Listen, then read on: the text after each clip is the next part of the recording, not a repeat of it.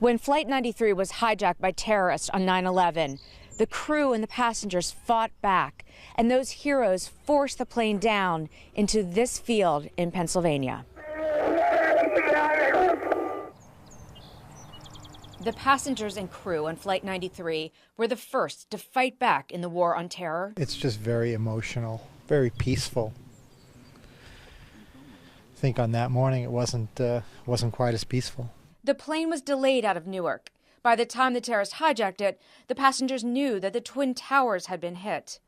The terrorists turned the plane southeast, headed for Washington, most likely the U.S. Capitol building. An hour before all this, hey, they were on their ways to their respective business, pleasure, whatever it was, and all of a sudden, boom, they're faced with life and death. The memorials laid out along the final moments of the flight as passengers fought to get in the cockpit. It does, I think, enable the visitor to kind of identify with that these are the final moments. This boulder marks the impact site. And it makes me angry, tell you, I just said it's a shame so many people died for some nuts. This visitor center, just opened last year, teaches the history of Flight 93 to keep their memory alive.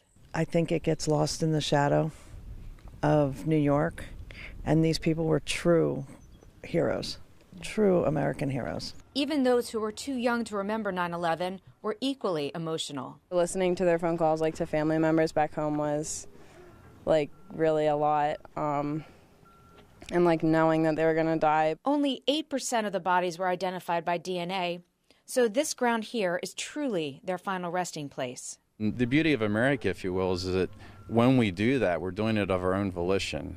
It's our free choice. It's not compelled. And that's exactly what they did on that plane that very day. But as the 15th anniversary approaches, the United States is still at war with radical Islamic terrorists. The woman that's being pushed up there in the wheelchair, the woman said, "Is this going to happen again?" And I just happened to be walking by her, and I said, "You can bet on it."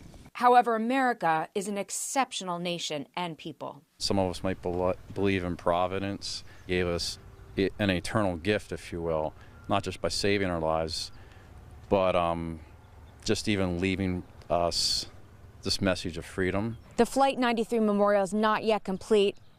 Next, they're going to build a tower of voices in this field.